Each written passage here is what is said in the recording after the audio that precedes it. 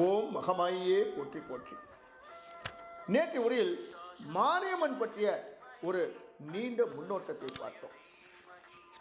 அந்த முன்னோட்டத்தில் நாம் மாரியம்மனின் லீலைகள், மாரியம்மனின் வரலாற்று செய்திகள், மாரியம்மன் கோவிலின் பூசாரிகள், அந்த கோவிலின் பரிவார தெய்வங்கள், மாரியம்மனுக்கான நேர்த்திக்கடன், வேப்பிலை, மஞ்சள், பாம்பு வழிபாடு எல்லாவற்றையும் பார்க்க இருக்கின்றோம் என்று சொன்னோம்.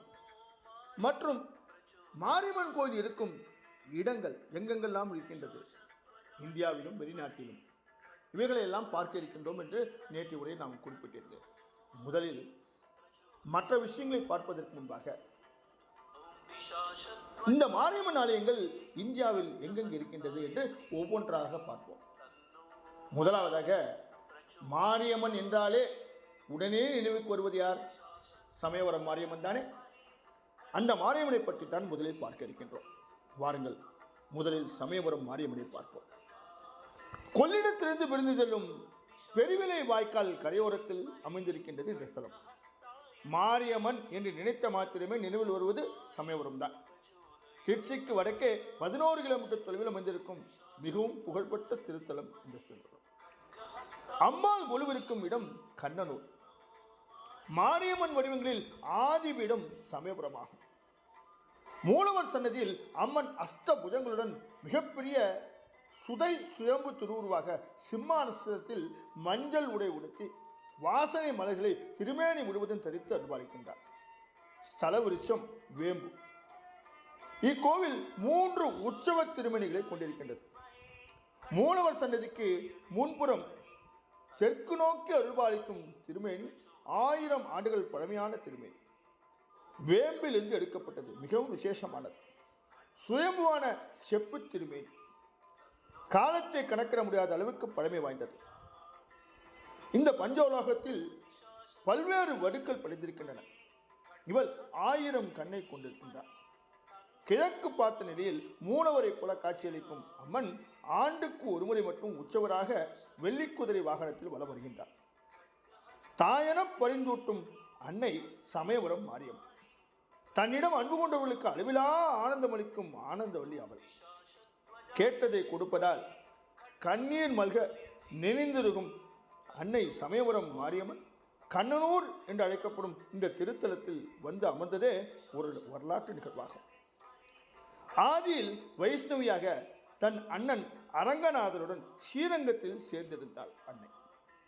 பின் தன் அருளாளர்களை நிகழ்த்த இது தகுந்த இடம் என்று உணர்ந்து அன்னை வேறிடம் கொள்ள நிச்சயித்தார். ஸ்ரீ ரங்கநாதன் பணியில் ஈடுபட்டிருந்த பட்டர்கள் மனதில் அன்னை கோபமாக இருப்பதாக காட்சி கொடுத்தார். பட்டர்கள் பயந்தார்கள். ஜீயர் சுவாமிகளிடம் இதை தெரிவித்தார்கள். கோபமாக இருக்கும் சிலையை இந்த கோவிலிலேயே வைத்துக் கொள்ள விரும்பாமல் குடம் குடமாக பாலாபிஷேகம் செய்து குளிர்வித்து பல்லக்கில் வைத்து தென்புறம் அனுப்பினார்கள். ஒளி ஒன்று அவர்கள் முன்னே வழிகாட்டி வந்தது. கொஞ்ச தூரம் வந்ததும் பல்லக்கு தூக்கிகள் களைப்படைய பல்லக்கை ஓரிடத்தில் வைத்து களைப்பாரினார்கள். அவ்வாறு இளைப்பாறிய இடம்தான் இப்போது இனாம் சமயபுரம் என்ற பெயரில் வழங்கப்படுகின்றது.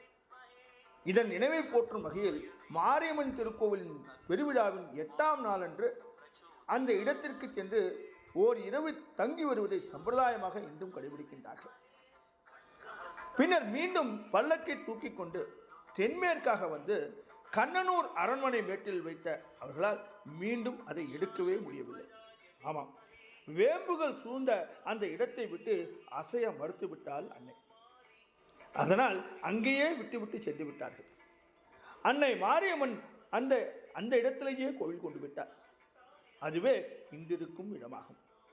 அந்த இடத்திலே கோவில் கொண்டு விட இசைந்து விட்டதை அறிந்து அதற்காக சிறிய அளவில் கோவில் அமைக்கப்பட்டது. அதே இடத்தில் பலகாலம் சிறு கொட்டகையில் கொலுவிருந்தாள் அன்னை. அப்போது முகலாயர்களின் ஆதிக்கத்தை தடுப்பதற்காக விஜயநகரத்தை தோற்றுவித்தனர் ஹரிஹரர் புக்கர் சகோதரர்கள். அவர்களுக்கு குருவாயிருந்து வழிகாட்டினார் வித்யாரண்யர். இவர் சிங்கேரி சங்கர மடாதிபதியாக இருந்தவர். இவ்வாறு ஸ்தாபிக்கப்பட்ட விஜயநகர சாம்ராஜ்ய மன்னர்கள் முகலாய ஆதிக்கத்தில் இருந்த பல இடங்களையும் வென்று வந்தார்கள். முகலாய மன்னர்களுடன் நட்பாக இருப்பவர்களையும் அவர்களை விட்டு வைக்கவில்லை. அதன் பொருட்டு தெற்கு நோக்கி வந்த அவர்கள் கண்ணனூர் காட்டில் படைகளுடன் தங்கினார்கள். அப்போது கண்ணனூர் அரண்மனை மேட்டில் குருவிருந்த மாரியம்மனை தரிசித்து தங்கள் நோக்கம் நிறைவேற வேண்டும் என்றும் அன்னைக்கு அழகிய ஆலயம் எடுப்பதாகவும் வேண்டிக் கொண்டார்கள். மன்னர் தேவியின் திருவுருளால் தென்னாட்டில் அரசமைத்தார். தங்களுக்கு அருள் புரிந்த மாரியம்மனுக்கு தான் செய்த வேண்டுதல்படி பெரிய கோவில் கட்டி அதில் விநாயகரையும் கருப்பண்ண சுவாமியும் பரிவார தேவதைகளாக பிரதிஷ்டை செய்து வழிபட்டனர். மேலும் கோவிலுக்கு கும்பாபிஷேகம் செய்து நித்திய ஆராதனைக்காக நிலங்கள் அளித்ததாக வரலாறுகள் எல்லாம் சொல்லுகின்றன. இந்த ஆலயத்தை பற்றி தொடர்ந்து இன்னும் ஒரு நாட்களில் நாம் நிறைய விஷயங்கள் பார்க்க இருக்கின்றோம். ஆகையால் இன்று பிரிந்து நாளை சந்திப்போமா? ஓம் மகமாயே போற்றி போற்றி. ஓம் மகம்